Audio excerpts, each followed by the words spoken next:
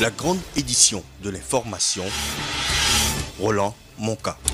Dans l'attente du retour imminent de Jésus-Christ, le prophète Ablégui de la mission évangélique de la Voie Sainte invite les chrétiens à se conformer à la parole de Dieu et à continuer d'annoncer le Christ. Du sport et du football, à 2 semaines de l'élection du nouveau président de la Fédération ivoirienne de football, le candidat Didier Drogba se pose en rassembleur. Voilà pour le sommaire. Radio La Voie Sainte, bienvenue sur le réseau et merci de choisir nos canaux pour vous informer.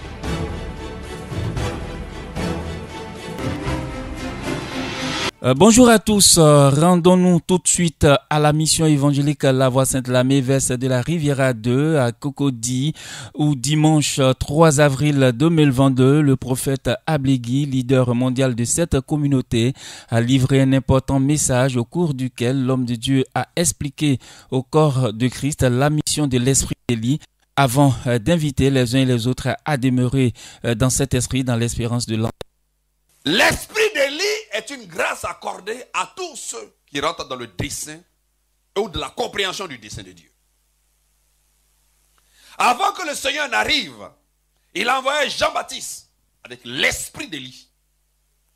L'esprit d'Élie, c'est l'esprit de l'accomplissement, du rétablissement de toutes choses.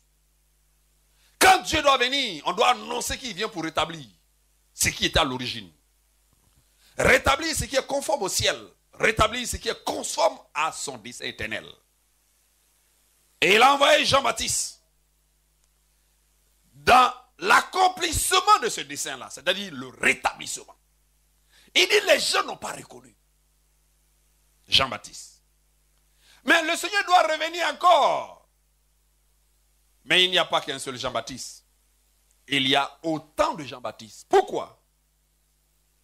Parce que l'esprit d'Élie, l'esprit de rétablissement de toutes choses est étendu chez tous les guerriers et tous les combattants, tous les héros, tous les élus.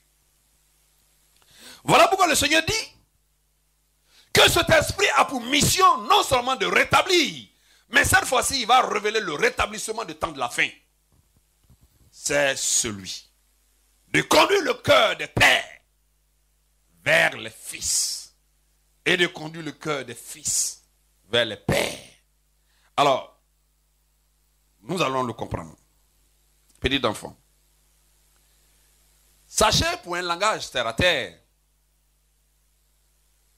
avant que Jésus n'arrive pour venir prendre l'église, il a révélé un mystère qu'il ne vient pas prendre l'église, il vient prendre son épouse.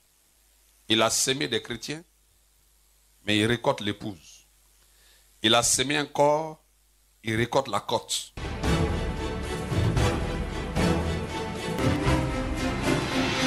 Le samedi 23 avril 2022 prochain à Yamoussoukro, les acteurs du football ivoirien vont élire le tout nouveau président de la Fédération ivoirienne de football. À cet effet, le candidat Didier Drogba qui a promis donc offrir des cahiers doublés l'actuelle subvention des clubs compte tenir cette promesse. On l'écoute. Bonjour à toutes et à tous. Je suis heureux de vous retrouver aujourd'hui, comme promis, pour vous parler du premier pilier de mon programme, celui relatif aux acteurs. Aujourd'hui, je souhaiterais me tourner vers les acteurs qui, selon moi, sont au cœur même du développement du football et ce sont bien évidemment les présidents de clubs. Ils sont en haut de la pyramide puisque ce sont eux qui dirigent le football et qui insufflent l'espoir et la dynamique au reste des acteurs qui gravitent au sein des clubs. J'ai depuis plusieurs mois travaillé sur le contenu de mon programme et sur les actions concrètes que je souhaiterais vous soumettre et qui, j'en suis convaincu, nous vous apporteront des solutions immédiates aux problématiques auxquelles vous faites face. Je sais que vous manquez de moyens d'accompagnement et de valorisation. Aussi, je peux d'ores et déjà vous annoncer que plusieurs leviers sont à votre disposition par mon biais. Le transport de vos joueurs ne sera plus un souci. J'ai trouvé le moyen de vous mettre à disposition des cars pour chacun des clubs de la fédération.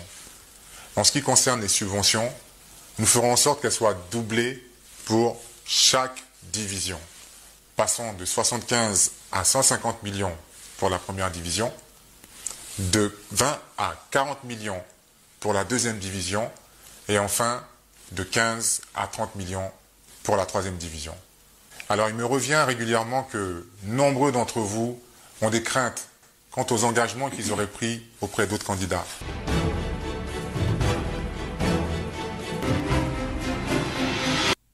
Voilà, il s'agit là pour Didier Drogba d'inviter donc les acteurs du football à se rallier à sa candidature. L'homme Didier Drogba, l'ex-goléador des éléphants, a voulu également dissiper les craintes de certains présidents de club. Je vous invite à l'écouter. Il me revient également que des pressions sont mises à l'endroit de certains pour ne pas se rallier à ma candidature, qui pourtant est la vôtre, puisque je viens non pas pour moi, mais pour vous, pour défendre vos intérêts. Et je suis conscient que l'on me pense parfois distant et inaccessible. Je reconnais que mon agenda ces dernières années ne m'a pas permis d'être davantage sur le terrain, auprès de vous, physiquement, et je le regrette sincèrement.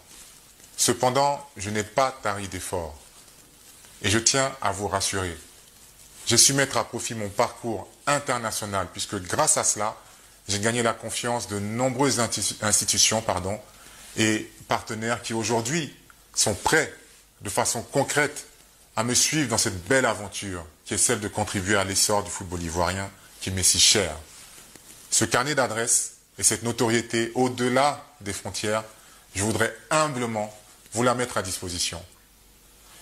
Je viens par ce message vous dire que je viendrai vous voir, chacun d'entre vous, afin de m'imprégner davantage de vos problématiques respectives. Je m'engage à me mettre à votre disposition, que vous souteniez un candidat ou un autre. Je tiens à rappeler que chaque candidat a en effet des éléments forts qui légitiment leur candidature. Les miens sont clairs et exclusifs, dans le sens où je suis le candidat de l'unité. Je ne suis parti pris d'aucune discorde. Le football ivoirien souffre de division. Je viens avec la mission de vous rassembler, de nous rassembler autour de notre sport roi. Je viens avec l'engagement ferme de vous rendre ce qui vous appartient. Je viens avec la conviction profonde qu'ensemble, tous ensemble, nous parviendrons à redorer le football ivoirien. Nous redonnerons aussi la dignité et le rang qui revient légitimement au président de club. Mes chers présidents de club, cette fédération est la vôtre. C'est ensemble que nous y arriverons.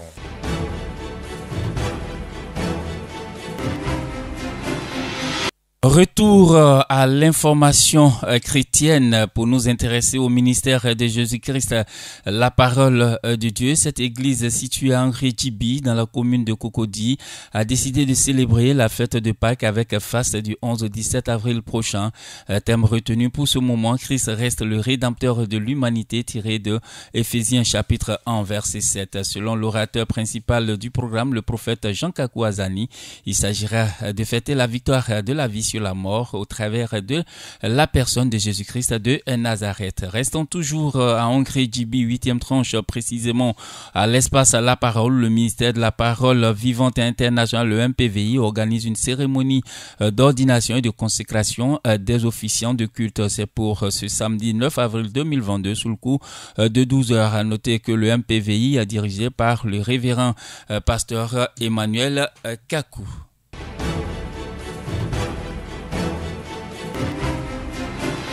L'actualité internationale en cette mi-journée s'ouvre sur le continent, au Burkina Faso. L'ex-président Christian Kaboré a pu regagner son domicile hier mercredi. Il était placé en résidence surveillée depuis le 24 janvier dernier, date du coup d'état militaire qu'il a renversé du pouvoir. L'annonce a été faite par le gouvernement burkinabé dans un communiqué précisant que cette décision intervient après des concertations entamées il y a un peu plus de 3 semaines avec l'ancien président du Faso. En Guinée, l'ancien premier ministre guinéen Ibrahima Kassory Fofana et 3 anciens membres du dernier gouvernement d'Alpha Condé ont été inculpés et placés sous mandat de dépôt à la prison centrale de Conakry ce mercredi 6 avril. Ils sont poursuivis pour des faits présumés d'enrichissement illicite et de détournement de deniers publics. La région est de l'Ukraine, désormais cible prioritaire de la Russie, a appelé sa population civile à fuir les combats qui s'annoncent en dépit de nouvelles sanctions américaines dévastatrices contre Moscou. Le gendarme russe des télécommunications a annoncé ce jeudi matin interdire à Google de faire sa publicité en Russie, accusant sa plateforme YouTube de diffuser de fausses informations sur les forces russes engagées en Ukraine. Du sport et du football, deuxième et dernière journée des quarts de finale aller de la Ligue des Champions. Hier mercredi, le Real Madrid est allé battre les Bleus de Chelsea 3-1 avec, tenez-vous bien, un triplé de l'inamovible Karim Benzema. Dans la même foulée, Villarreal a surpris le Bayern de Munich sur un score étriqué de 1-0.